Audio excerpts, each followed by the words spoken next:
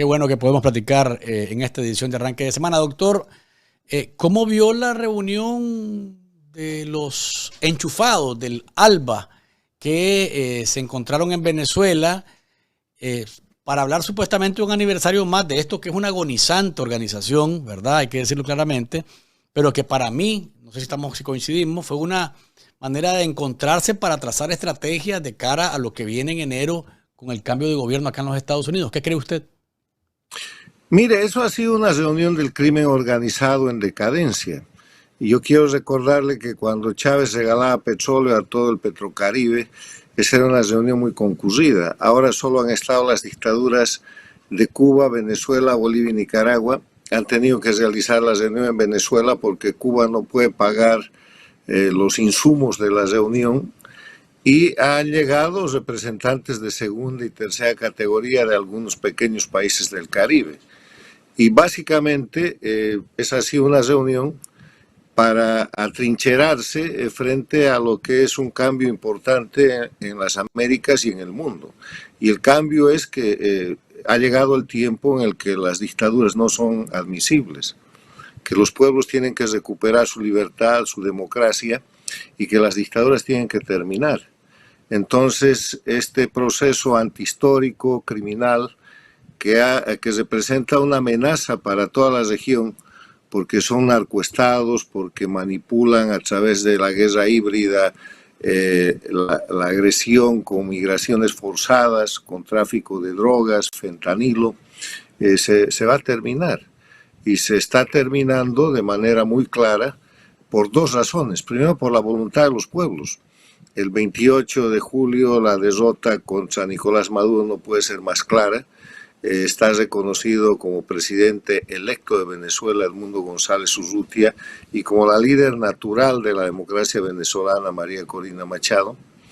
Los pueblos han expresado democráticamente su voluntad. Se ha producido un cambio en Estados Unidos que trae la presidencia de Trump 47 con muy claras definiciones en materia de defensa de la libertad y la democracia, que ha nominado como secretario de Estado al senador Marco Rubio y como asesor de seguridad nacional al señor Weiss. O sea, la cuestión es muy clara, las dictaduras saben que tienen los días contados y esta reunión ha sido simplemente una reunión de emergencia para ver cómo hacen para tratar de mantener su sistema delictivo. Es muy clara la desesperación de dictadores como el de Nicaragua, la dictadura de Cuba, que es la jefe, Bolivia, con expresiones rimbombantes que ya nadie cree ni atiende. Es la agonía de un sistema que va a permitir avisorar el retorno a la libertad y la democracia en Cuba, en Venezuela, en Nicaragua y en Bolivia. Doctor Sánchez Berzaín, ¿qué pueden hacer estos tiranos para soportar o soportarse entre ellos, teniendo la realidad que usted acaba de describir? No tienen fondos, no está Chávez, no hay petróleo, no tienen respaldo de los pueblos a lo interno de sus países, tienen una gran presión internacional. ¿Qué pueden hacer? ¿Esa atrincherarse le sirve de algo a estas alturas? Están ejerciendo terrorismo de Estado, están amenazando a las democracias, pero como lo ha dicho María Corina Machado, que el miedo nos tenga miedo, o sea, los pueblos han perdido el miedo. Es que este no es un proceso instantáneo, esto que está sucediendo no es arte de magia. Estos son años de resistencia, años de denuncia, son años de señalamiento a estas estructuras del crimen organizado transnacional, son miles de vidas de ciudadanos, hombres y mujeres que se han sacrificado y se sacrifican en Cuba, en Venezuela, en Nicaragua, en Bolivia, como presos políticos, como héroes asesinados, como exiliados. Y entonces esto está llegando irremediablemente a su fin.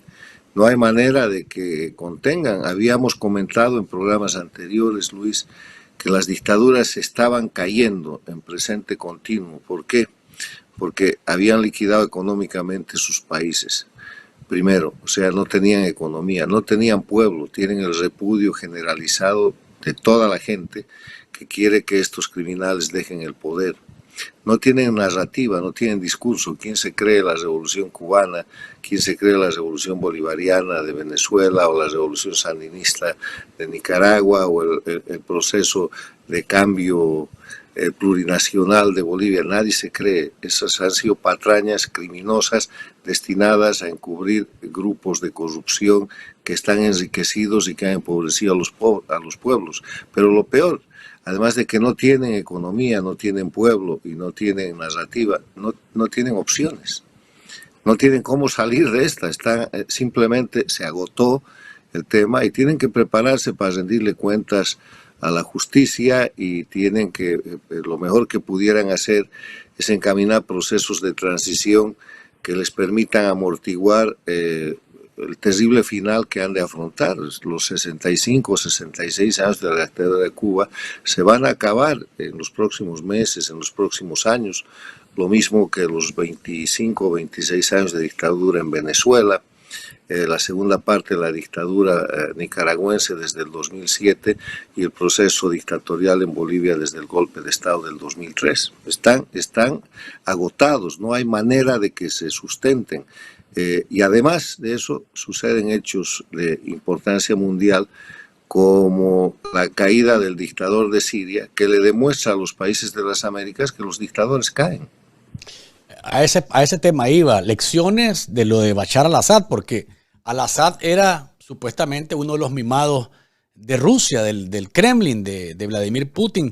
¿Qué lecciones pueden sacar los tiranos de las Américas que consideran a Rusia su benefactor, su aliado, su padrino y su protector? Que las dictaduras caen. Mire, en territorio sirio, Rusia tiene bases militares, tiene fuerzas militares y tiene aviación. Y cuando se ha producido la rebelión, que además ha derrocado al dictador sirio en menos de 2 semanas, los rusos han operado, han sacado tropa, han bombardeado, han utilizado su fuerza aérea, pero no les ha servido de nada. La demostración es que Rusia no es suficiente. Rusia tiene grandes limitaciones, es un ejército muy débil e incluso en territorios que ocupa, como el sirio, ha sido derrotada. Esta es una derrota muy grande, no solamente a las dictaduras, sino a esa agrupación dictatorial que se quería consorciar entre Rusia, China, Irán. Rusia e Irán han sido derrotados en Siria y ahí se ha producido un cambio que le da la señal a las dictaduras de las Américas de que el siglo XXI no tolera más dictaduras y que son tocables, se caen. El rato que se produzca un nuevo levantamiento en Cuba, en Venezuela, en Bolivia o en Nicaragua, las dictaduras están rendidas y lo saben. Ahora bien, doctor, lejos de ver esa reacción que nosotros quisiéramos de iniciar una transición, ¿verdad?, pacífica y demás. Por ejemplo, en Venezuela, Maduro todos los días amenaza, Diosdado Cabello todos los días amenaza.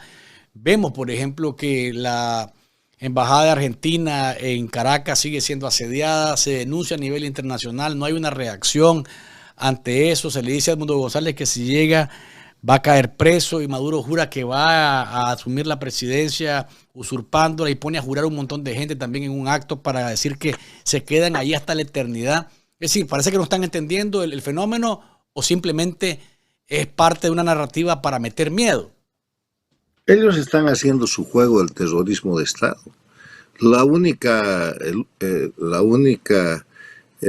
El único mecanismo con el cual se mantienen en el poder es la violencia, la violación de derechos humanos, el crimen, la matanza que producen. Y eso no alcanza. ¿Ha visto usted en Siria la atrocidad que eran esas cárceles, donde no habían cientos o miles, habían decenas de miles de presos, de gente torturada, cadáveres, verdaderos crímenes de lesa humanidad?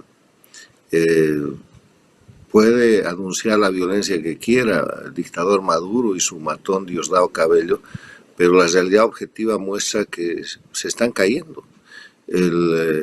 Harían bien en entregar el poder antes del 10 de enero, porque si eso no sucede, las consecuencias van a ser aún más graves. No va a haber lugar ni en las Américas ni en el mundo donde los dictadores del socialismo del siglo XXI se puedan ocultar. Al-Assad, el ex dictador de Siria, ha terminado en Rusia, pero esta gente no tiene dónde escapar. Ahora, bien, doctor, yo miraba un artículo que usted compartía más temprano sobre el papel que se debe jugar a lo interno de los países en dictadura, y hablaba usted de la oposición funcional, porque hay opositores funcionales, y usted lo menciona ahí, que lejos de querer que la dictadura acabe, más bien conviven con la dictadura porque le sacan réditos a la dictadura, incluso hacen lobby para que estas dictaduras no caigan porque piensan supuestamente en la población y en los efectos que puede tener esa caída, cuando en realidad lo que están es protegiendo intereses particulares. ¿Cómo hacer para acabar con los que estamos fuera, por ejemplo? ¿Cómo hacer para acabar con las oposiciones funcionales que le sirven a las dictaduras para dibujar o hacer un remedio de democracia a lo interno? Mire, lo primero que hay que hacer es identificarlos. En la columna que yo he publicado esta semana, en el análisis, presento los nombres de los principales opositores funcionales de Venezuela, de Bolivia y de Nicaragua. No son todos, hay más. Pero cada nacional, cada preso político, cada exiliado, cada defensor de la libertad y la democracia en los países con dictadura tiene que identificar públicamente a los opositores funcionales, porque los opositores funcionales van a caer con las dictaduras, están cayendo con las dictaduras y tienen que rendir cuentas con las dictaduras, porque esta gente ha hecho mucho dinero, se ha enriquecido, se ha empoderado, vive con comodidad en el sistema dictatorial a costa de la violación de los derechos humanos de los pueblos. O sea, sin opositores funcionales las dictaduras hubieran caído hace rato, porque los opositores funcionales, que son opositores de mentira, que son la gente que se les tinea a la dictadura tratando de mostrar unas libertades que no existen, una democracia que no existe, engañando a la comunidad internacional, es gente que se beneficia grandemente. A ver, vamos a hablar de Nicaragua. Yo creo que uno de los principales opositores funcionales que han cubierto su corrupción entregando la democracia del pueblo de Nicaragua es Alemán, Arnoldo Alemán, y todo su grupo. Y después todo el grupo de gente que ha ido a la elección del 2021 haciéndole el juego a Ortega y Murillo como si eso fuera un sistema de libre elección, como si fuera democracia, cuando se habían detenido a todos los candidatos que tenían alguna opción, que después de detenidos y después de consolidar el fraude electoral han sido deportados y han sido retiradas su nacionalidad inclusive. O sea, la gente que coexiste con el régimen y que forma parte de la simulación de un sistema para falsificar democracia, Congreso, Cámara de Diputados, sistema de justicia, donde están los sicarios judiciales. Los jueces de los sistemas dictatoriales son sicarios, son matones de la dictadura, no son jueces. A esos también hay que identificarlos, porque la dictadura no sobrevive porque ahí está Ortega y Murillo, porque está Evo Morales y Arce Catacora, o porque están los Castro y los Díaz Canel, o porque está Maduro y Diosdado Cabello. Tienen todo un sistema de operadores que cumplen funciones judiciales, cumplen funciones legislativas, entre comillas, cumplen funciones de ocupar las instituciones, y esos son los opositores funcionales. Unos son dependientes y otros simulan oposición. Y ustedes tienen una larga lista de opositores funcionales en Nicaragua que gozan además de muy buena salud, de muy buena economía.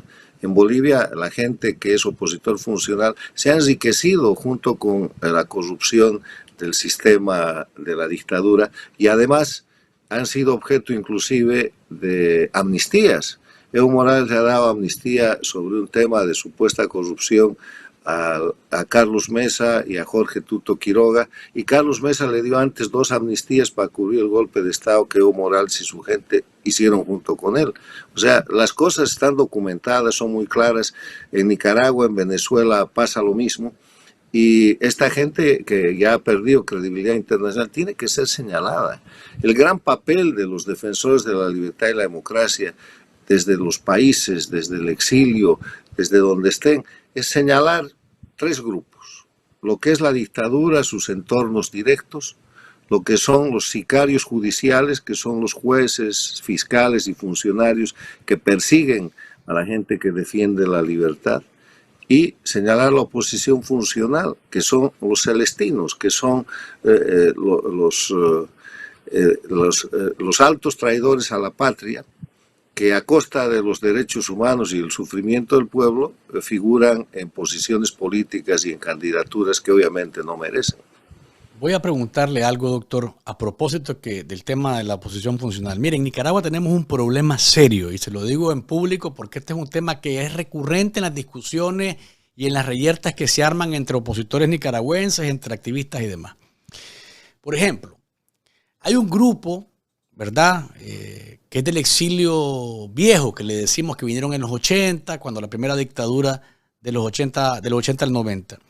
Ese exilio viejo, que vive acá en Miami, señala que ningún sandinista, ninguno, o ex sandinista, por ejemplo, los del MRS, Dora María Tellez, Víctor Hugo Tinoco, Sergio Ramírez, etcétera, ¿no?, que fueron parte de la dictadura sandinista en los 80, ninguno de ellos tiene espacio en una oposición real porque no han pagado por sus delitos de los años 80. Y eso arma, doctor, un inconveniente para lograr unidad en la oposición. ¿Usted cómo mira esta situación? Porque el que piensa diferente a ellos, entonces es sandinista. Y por el otro lado, desde los sandinistas que no son de la dictadura de Ortega, que fueron parte de la primera, pero que ahora son opositores, dicen que no debería de caerse en este juego y mezquindades, dicen, porque esto afecta en realidad empujar a Ortega hacia la salida de la dictadura. Usted, como politólogo, como conocedor de estos temas, ¿cómo ve esta situación? Y se lo pregunto porque es recurrente esto entre los opositores nicaragüenses. Mire, hay que aprender de la historia. En la Segunda Guerra Mundial toda Alemania fue liderada por el Partido Nacional Socialista, por Hitler, por los nazis. Armaron una gran fuerza militar, ocuparon Europa y hicieron barbaridades. Cuando perdieron la guerra, el problema era qué hacer con los alemanes. Eran todos nazis, eran todos culpables de aquello. Había que rescatar el pueblo alemán, cosa que sucedió. Y lo mismo que en el Japón imperial, que hizo el ataque a Pearl Harbor, que ocupó toda la zona del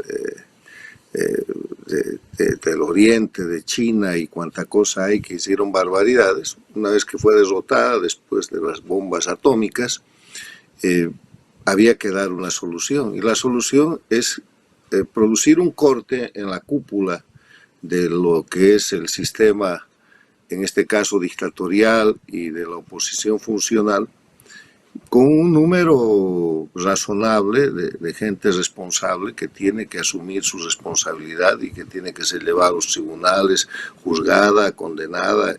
Pero hay que hacer un corte en determinado nivel para producir un reencuentro que produzca unidad nacional. Porque si no, van a pasar de las brasas al fuego, van a pasar la confrontación contra el dictador Ortega a una confrontación entre los que fueron o no son sandinistas y la oposición de verdad y la de mentira, y no van a resolver eso nunca. En Bolivia llegó un momento en el que, por necesidad o por lo que fuera, la mayoría del pueblo fue sometido al masismo, pero eso se ha revertido y hay un repudio popular muy importante.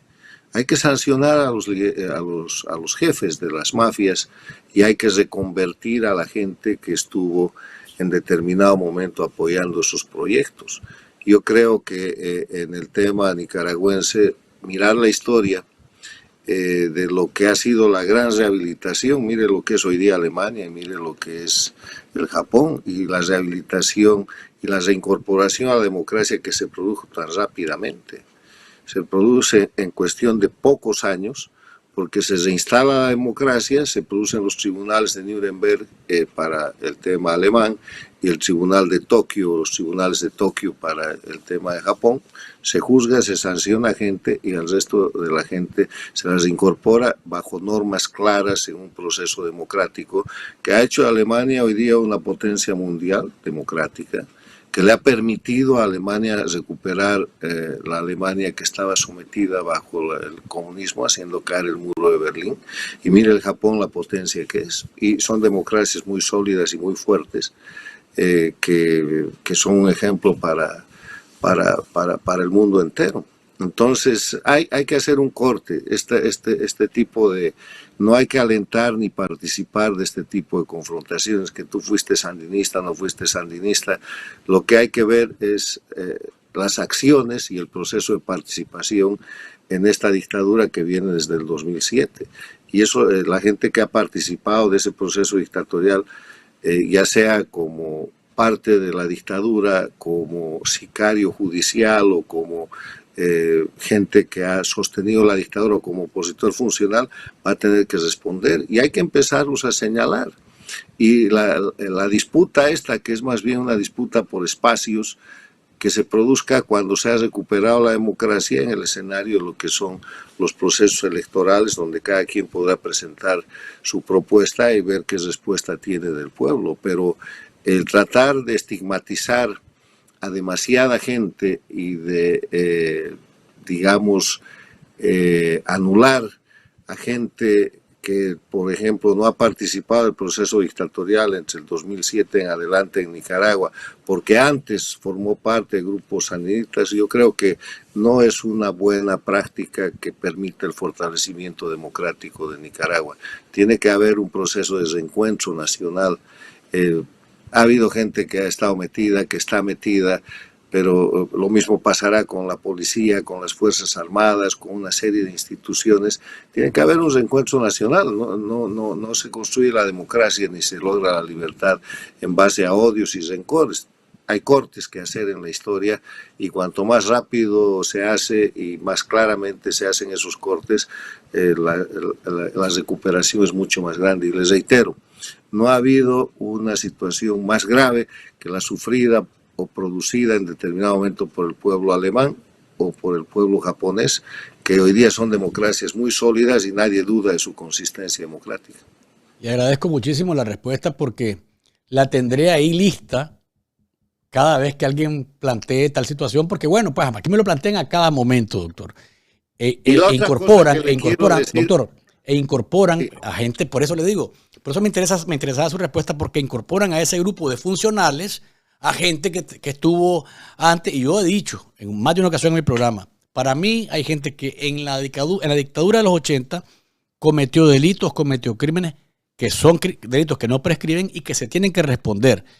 Pero creo que si el mal es Ortega en este momento, todos debemos de empujar en esa dirección. Y ya en democracia, sin sicarios judiciales y con verdadera balanza en la justicia, pues venga para acá, amigo, usted tiene una asunto pendiente, responda. Pero en democracia, como estamos, así es muy difícil. Con un agregado, Luis, si me permite, la mayoría de la gente es católica, es evangélica, conoce la Biblia. En la doctrina de la religión cristiana, católicos, cristianos, protestantes, hay una historia que es muy concreta, que es la de San Pablo, Pablo de Tarso. Pablo de Tarso era un anticristiano, era un judío violento que atacaba a los cristianos en los orígenes de la iglesia y que incluso se dice que fue uno de los responsables de la lapidación de Esteban, de San Esteban, uno de los discípulos de Jesús.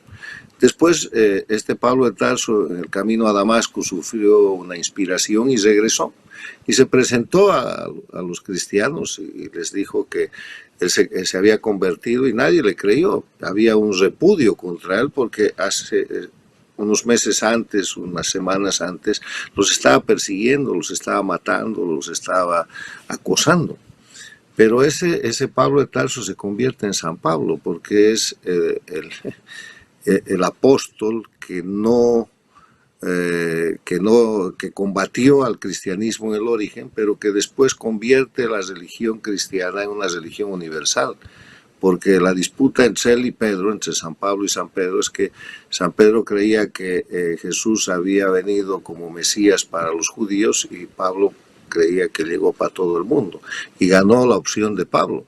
Entonces, hoy día los dos santos más importantes de la religión católica son San Pedro y San Pablo, pero uno de ellos, Pablo, era un perseguidor de cristianos. O sea, si se mantienen estos parámetros de que la gente no puede cambiar, y que no cambia con su conducta, pero la conducta tiene que ser obviamente muy clara, entonces estamos en posiciones dogmáticas que no ayudan a construir democracia. Le doy ese ejemplo para la gente que tiene fundamentos religiosos, porque además eso forma parte de la filosofía del cambio, de la filosofía de la conversión. La gente puede estar hoy día en una posición y mañana ha cambiado, y si muestra con hechos reales que hay una actitud de cambio, pues bienvenido al cambio, ¿no? Así es.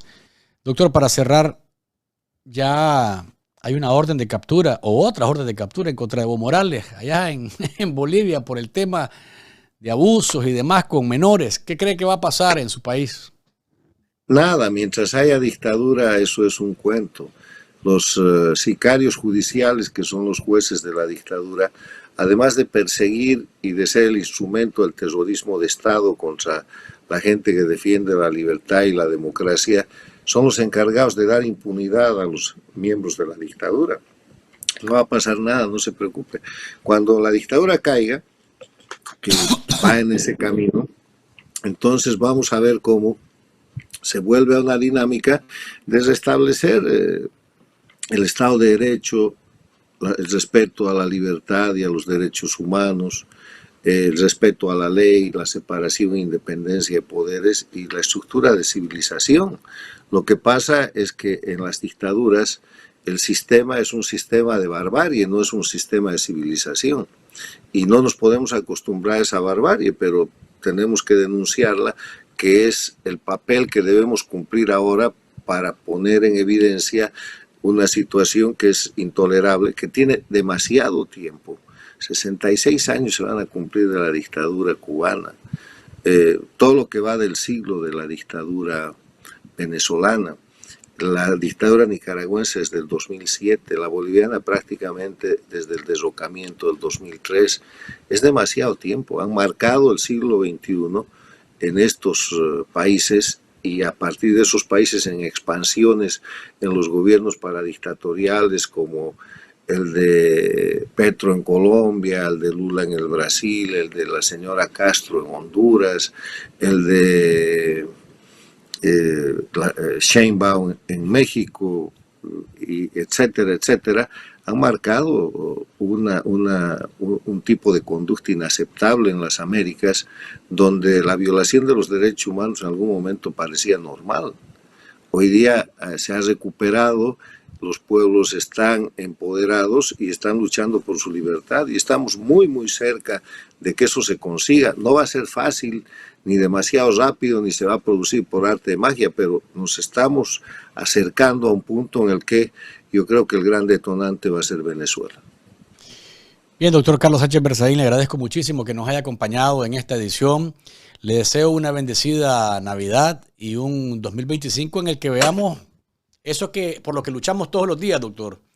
Nuestros países, a nuestro continente libre de dictaduras y con la democracia reconstruyéndose poco a poco, porque esa es la batalla a diario para que retornen las libertades, la justicia y los derechos humanos y la dignidad de los pueblos que han sido aplastados por la dictadura de Bolivia, de Venezuela, de Cuba y de Nicaragua. Le dejo unos segunditos para que se despida de la audiencia, que también le desea bendecida Navidad.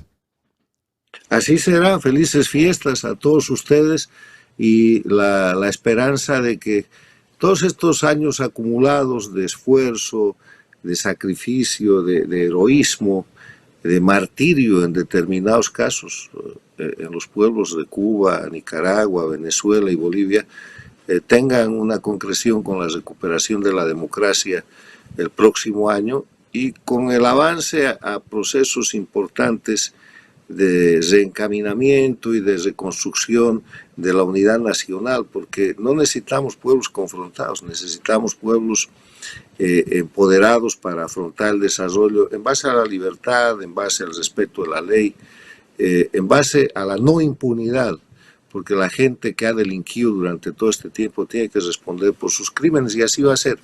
Felicidades, felices fiestas. Gracias, doctor Sánchez Berzaín. Cuídese y hasta la próxima, que podamos tomarnos otro cafecito. Gracias. Ahí estaba el doctor Carlos Sánchez Berzaín.